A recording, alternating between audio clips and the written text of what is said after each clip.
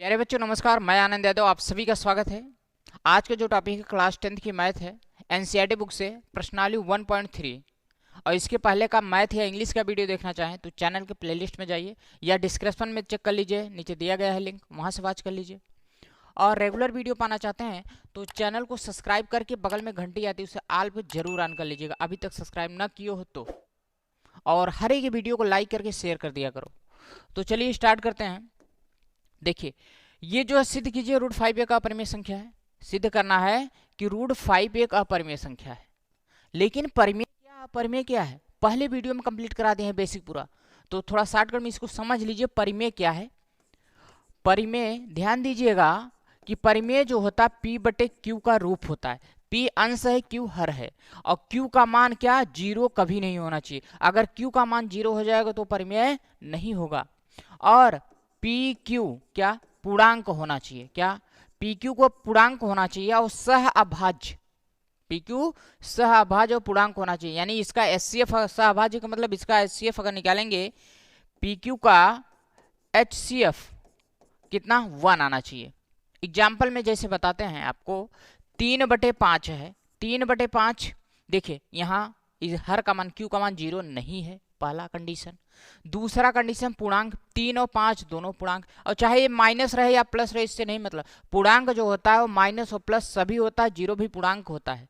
0 से लेके जितनी संख्याएं बड़ी में हो, 1 2 3 4, या माइनस में 1 2 3 4 5 6 अनंत संख्या होती है, सभी क्या होती है, पूर्णांक। पूर्णांक का मतलब ही होता है पूर्ण अंक, दशमलव बनाओ, पूरा का पूरा अंक हो। तो यहाँ इसीलिए दिखा दिया क्योंकि ये 0 पूर्णांक होता है, यहाँ पूर्णांक बता, इसलिए दिखा गया ये Q का मान 0 नहीं होना चाहिए, बाकी ये पूर्णांक होना चाहिए PQ। और PQ का HCF अगर निकाला जाए तो 1 हो तो वो क्या होता है, P/Q के रूप में होता है। जितनी संख्याएं होती है, चाहे नंबर नेचुरल नंबर हो, संख्या, सम संख्या, विषम संख्या, अभाज्य संख्या, भाज्य संख्या, और पूर्णांक जितने भी होते हैं सब क्या होते हैं, वो परिमेय संख्या होता है। जैसे मान लीजिए सिर्फ 4 लिखा है तो 4 के नीचे 1 तो माना जाता है, इसका HCF निकालेंगे एक आएगा, और ये दोनों पूर्णांक है, Q का मान 0 भी नहीं है, तो ये सभी संख्या क्या है, परिमेय संख्या होती है। और इसके अलावा अगर दशमलव में दिया रहे, जैसे 3.4 है, तो ये क्या है, परिमेय है कि अपरिमेय है? देखो P/Q के रूप में दिखा सकते हैं, ये 34 बटे यहाँ दशमलव हटाएंगे 10 हो जाएगा, ये भी परिमेय है। इसके अलावा अगर 3.4444 ऐसे अनंत रहे, अगर अनंत रहे तब क्या होगा, ये भी परिमेय है, क्योंकि ये 3.4 के ऊपर बार का निशान लग जाएगा, और ये इसे P/Q के रूप में हम लिख सकते हैं, क्योंकि 3 प्लस ये 4 बटे बार हटाएंगे तो यहाँ 9 हो जाएगा, 9 त्रिक 27 4 31 बटे ये 9 आ जाएगा, ये भी क्या है, परिमेय संख्या है। अब समझो इसके अलावा जो बची वो क्या हो जाएगा, अपरिमेय। जैसे दशमलव के बाद अपरिमेय समझ लीजिए, जो अपरिमेय होता है, परिमेय के अलावा जो संख्या होती है अपरिमेय, जैसे पाई है, पाई का मान 3.143, मतलब ये अनंत होता है, दशमलव बाद संख्या रुके ना, बदलती रहे, अनंत रहे तो क्या हो जाएगा, अपरिमेय होगा, क्योंकि P/Q के रूप में दिखा ही नहीं सकते हैं। रूट में जो भी अभाज्य संख्याएं होती है, रूट में 2 का मान 1.414 इतना, ये लगभग मान होता है। पाई का मान 3.14, 22/7 लगभग मान है, पूरा मान नहीं होता है, वो दशमलव में भागता रहता है, इसलिए उसको एक लगभग मान लिया गया है 3 अंक तक। ये देखो ये लगभग मान है, नहीं इसका दशमलव में निकालेंगे अनंत आएगा, इसका कोई अंत नहीं होगा, इसलिए जब अनंत आएगा तो संख्या पता ही नहीं कहाँ तक जाएगा, तो P/Q के रूप में लिख नहीं सकते हैं। तो क्या हो जाएगा, रूट में जितनी अभाज्य संख्याएं सब क्या होंगी, अपरिमेय। या इसके अलावा कुछ संख्याएं से, जैसे मान लीजिए कुछ संख्या 4.50 फिर 500 फिर 500, मतलब ऐसे बदलती रहे, ठीक है, 50 500 5000 फिर 50,000 ऐसी संख्या बदलती रहे, या इसके अलावा 0 के अलावा कोई भी अंक रहे बदलती रहे और रुके ना, अनंत रहे, तो क्या हो जाएगा, अपरिमेय संख्या। अब तो समझ में आ गया होगा आपको परिमेय और अपरिमेय में डिफरेंस क्या है। चलिए अब ये जो सवाल दिया है यहाँ पे इसे समझते हैं। फर्स्ट नंबर, सिद्ध कीजिए √5 एक अपरिमेय संख्या। सिद्ध करना √5 एक अपरिमेय सिद्ध करना है। अपरिमेय सिद्ध करना तो हम इसका जस्ट उल्टा मानेंगे, √5 को परिमेय मानेंगे। अगर परिमेय मानते हैं तो लास्ट में जो हम कल्पना किए हैं, मान रहे हैं, उस अवधारणा, वो अवधारणा अगर सिद्ध होता है, परिमेय आता है तो परिमेय है, नहीं तो अपरिमेय सिद्ध हो जाएगा। अगर परिमेय नहीं होता है तो अपरिमेय हो जाएगा। तो चलिए मान के हम देखते हैं है कि नहीं। यहां पहले तो हम मानेंगे, एक मिनट, इसको थोड़ा से सवाल बड़ा होगा और ऊपर कर लेते हैं। ठीक,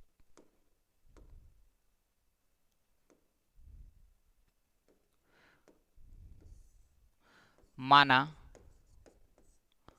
√5 एक परिमेय, √5 एक परिमेय संख्या है। अगर √5 परिमेय हम मान रहे हैं तो √5 के बराबर होना क्या चाहिए? P/Q होना चाहिए। और Q का मान हमने बताया कि 0 नहीं रहना चाहिए। P और Q क्या होना चाहिए? पूर्णांक होना चाहिए। ऐसे ही इसको लिखना, PQ पूर्णांक हो, P और Q जो हो पूर्णांक हो। PQ का HCF जो हो, HCF या कह सकते हो सहभाज्य, PQ सहभाज्य हो। इसका मतलब ही होता है PQ का HCF किसका? PQ का। P और Q का HCF कितना होना चाहिए? 1 आना चाहिए। ये तीनों कंडीशन अप्लाई होना ही चाहिए। अब देखो, ये तो हो गया √5 के बराबर P/Q, क्योंकि परिमेय माने हैं, माना √5 एक परिमेय संख्या है तो P/Q होना चाहिए इसके बराबर। तो वर्ग करने पर क्या, इसको ऐसे आप लिख सकते हो, दोनों तरफ का वर्ग करने पर, दोनों तरफ वर्ग करने पर क्या, वर्ग करने पर, जब दोनों तरफ हम वर्ग करेंगे तो √5 का इधर वर्ग होगा, ये P/Q का वर्ग होगा। तो रूट स्क्वायर से रूट कट जाता है, ध्यान दीजिएगा, स्क्वायर रूट कटेगा तो ये 5 आएगा, और ये हो जाएगा P² बटे में Q का स्क्वायर, क्या Q² हो जाएगा। अब ये जो है ये इधर गुणा हो जाएगा, ये 5Q² बराबर ये P²। अब ध्यान दीजिए, ये Q² के गुणा में 5 है ना, Q, इसको समीकरण 1 मान लीजिए, ठीक है। अब इसको हम ऐसे कर सकते हैं, Q² के बराबर ये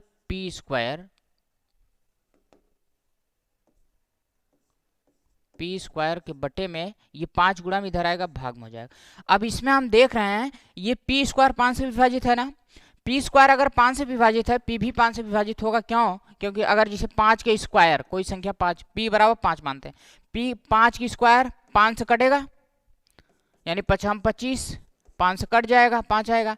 और अगर 5 की स्क्वायर 5 से कट रहा है तो 5 भी तो 5 से कटेगा ना, तो इसी को हम यहां लिखेंगे, चूंकि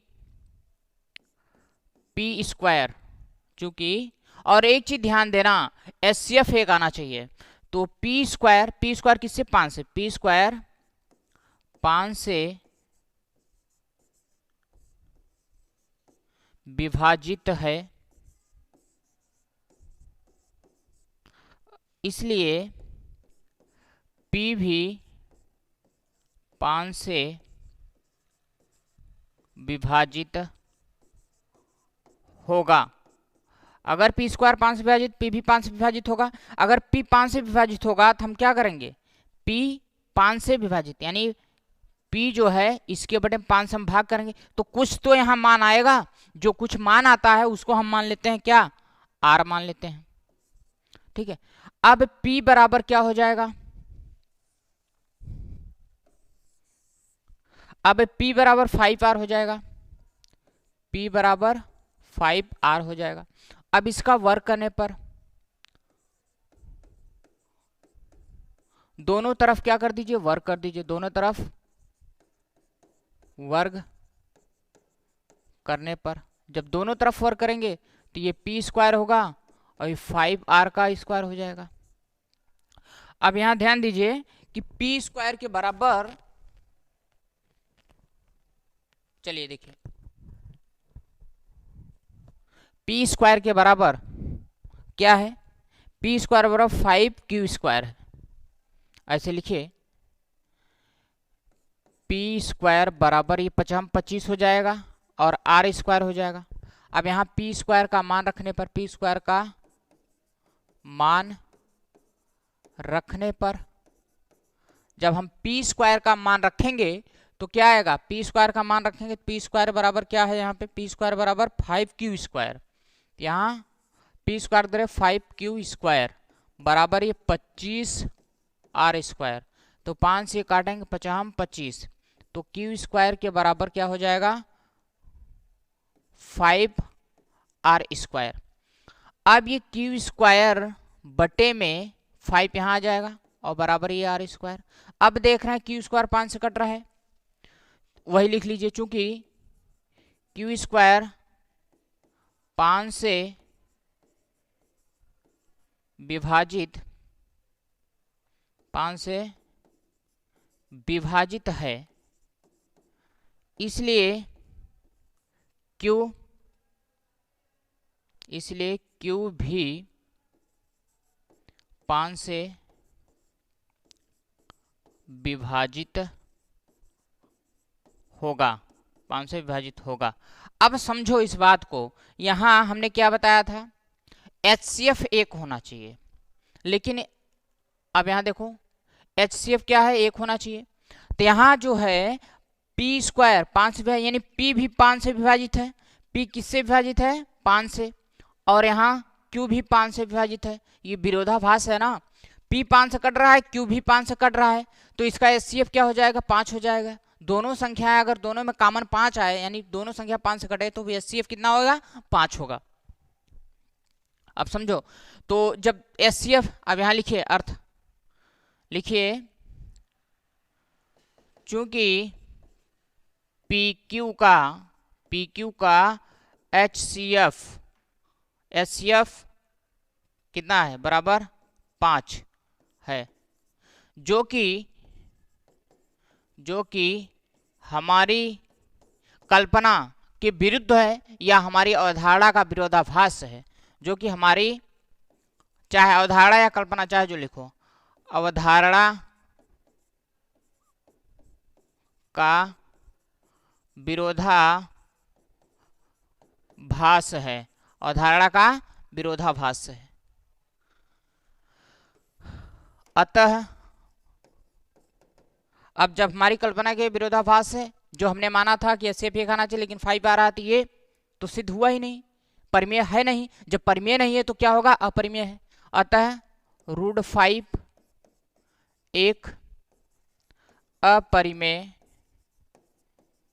संख्या है, एक अपरिमेय संख्या है, नोट कर लीजिएगा, राइट।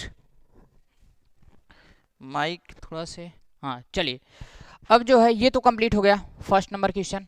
अब अगला देखिए दूसरा, सिद्ध कीजिए 3 + 2√5 एक अपरिमेय संख्या है ना। तो यहां पर इसके जस्ट उल्टा हम मानेंगे, इसके जस्ट उल्टा मानेंगे कि ये माना 3 + 2√5 एक परिमेय मानते हैं, क्या, परिमेय संख्या है, परिमेय संख्या है। जब परिमेय मानेंगे तो इसके बराबर p/q होगा। तो 3 + 2√5 p/q, जहां पर q क्या होता है, q का मान 0 नहीं होना चाहिए, q का मान 0 नहीं होना चाहिए। pq क्या होना चाहिए, पूर्णांक होना चाहिए। ये सभी लिखना आप, ठीक है, पूर्णांक हो, pq पूर्णांक हो। HCF किसका, p और q का, यानी सहभाज्य होना चाहिए, क्या, सहभाज्य 1 होना चाहिए। अब इसमें देखिए एक चीज ध्यान दीजिएगा, जब भी परिमेय संख्या हम कुछ जोड़ेंगे, घटाएंगे, गुणा करेंगे, भाग करेंगे, जो प्राप्त होगा वो परिमेय होगा। और अपरिमेय में परिमेय जोड़ा जाए, घटाया जाए, गुणा किया जाए, भाग किया जाए, तो वो अपरिमेय होगा।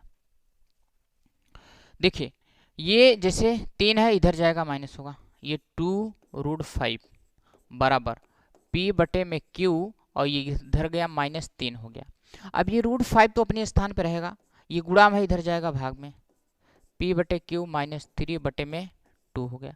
अब देख रहे हैं √5 क्या है, √5 अपरिमेय है, लेकिन ये हमने यही बताया ना, ये परिमेय है, तो इसमें परिमेय संख्या घटाया तो परिमेय हुआ, फिर परिमेय संख्या 2 है, भाग किया तो परिमेय है। तो ये क्या है, परिमेय है, ये अपरिमेय है, तो विरोधाभास है, यानी सिद्ध हो गया कि क्या है, परिमेय नहीं होगा, अपरिमेय होगा। तो लिख सकते हैं, चूंकि p/q -3/2, p/q -3/2 एक क्या है, ये तो परिमेय है, परिमेय संख्या है। जबकि ऐसे लिखिए, संख्या है, जबकि हम जानते हैं कि √5 एक अपरिमेय है, अपरिमेय संख्या है, अपरिमेय संख्या है। अतः √5 अपरिमेय संख्या है, अतः √5 के बराबर ये क्या p बटे क्यू माइनस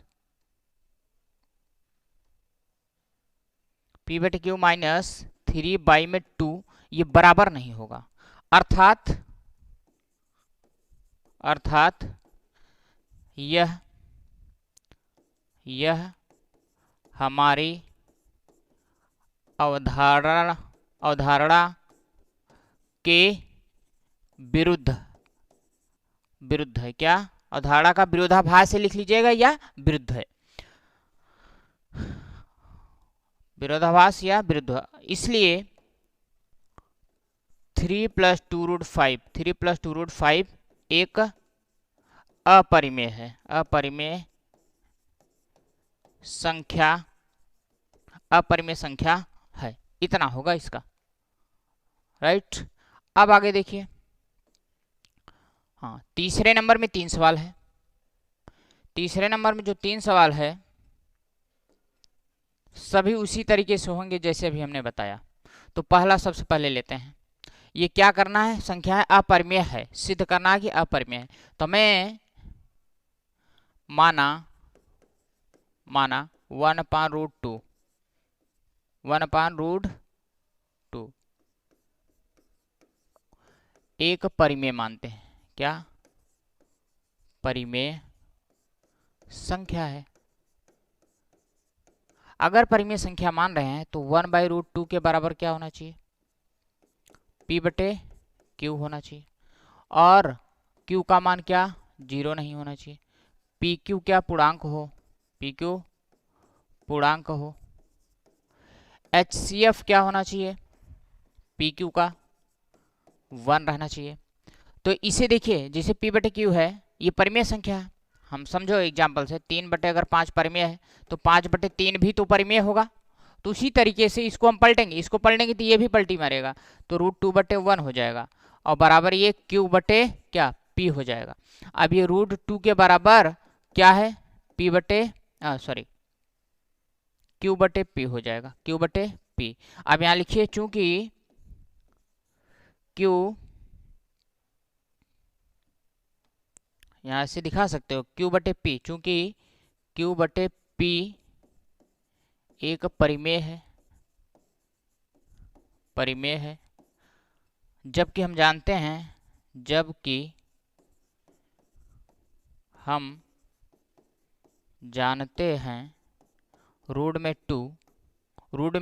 एक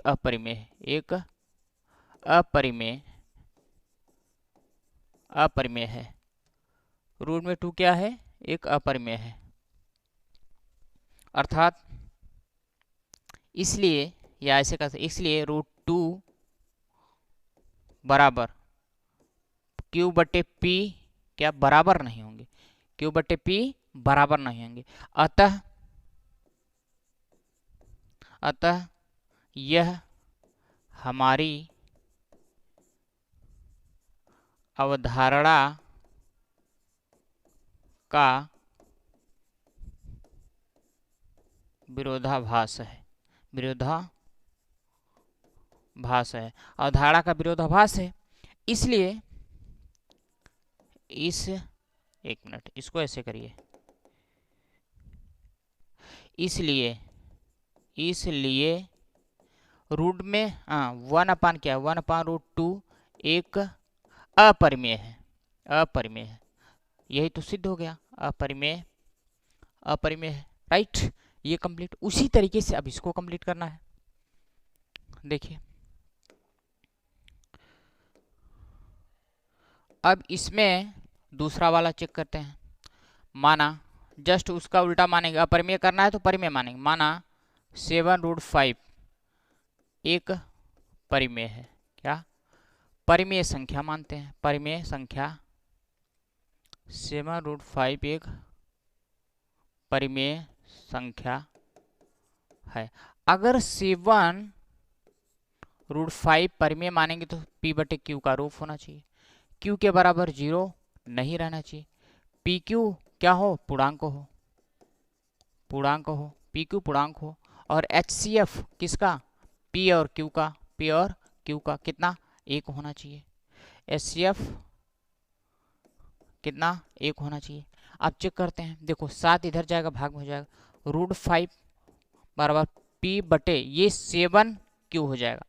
जब भी किसी भी परिमेय संख्या में देखो P/Q क्या है? परिमेय है, तो इसमें इधर आए Q में गुणा हो गया। परिमेय संख्या में अगर कोई परिमेय संख्या 7 क्या था? परिमेय 7 क्या है? परिमेय संख्या। परिमेय संख्या से गुणा भाग जोड़ घटाना हो तो परिमेय ही होता है। अब यहाँ वही लिखना है आपको कि चूंकि P/7Q एक क्या है? परिमेय, एक परिमेय संख्या है। जबकि हम जानते हैं कि √5 है। जानते हैं कि √5 एक अपरिमेय है, एक अपरिमेय संख्या, अपरिमेय संख्या है। इसलिए √5 के बराबर P/7Q नहीं हो रहा है। यह हमारी अवधारणा या विरोध, अवधारणा लिखिए या कल्पना, हमारी अवधारणा का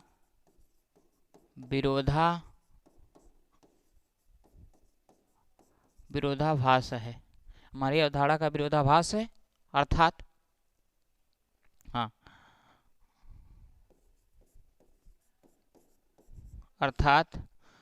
क्या है? 7√5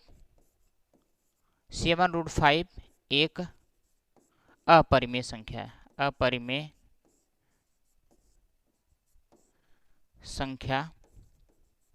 अपरिमेय संख्या है। राइट, ये आपका प्रूफ हुआ। अब इसके बाद अगला देखिए। इसमें तीसरा वाला देख लीजिए। तीसरा 6+2 रूट सिद्ध करना है। तो यहाँ हम क्या लेंगे? 6 माना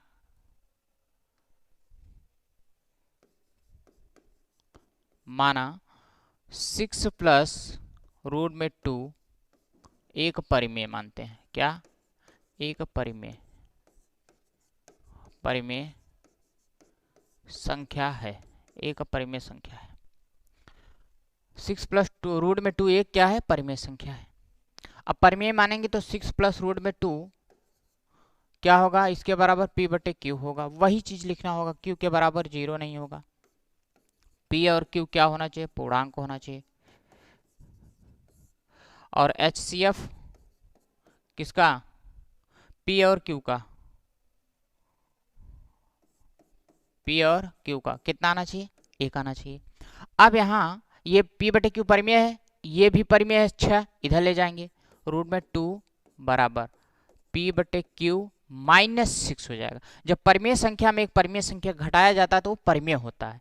ये परिमेय है, जबकि ये क्या है? हम जान रहे हैं कि ये अपरिमेय है, तो दोनों बराबर नहीं हो सकता। लिखो, चूंकि P/Q -6 एक परिमेय संख्या है। परिमेय संख्या है। जबकि हम जानते हैं कि √2 एक अपरिमेय है। एक अपरिमेय संख्या है।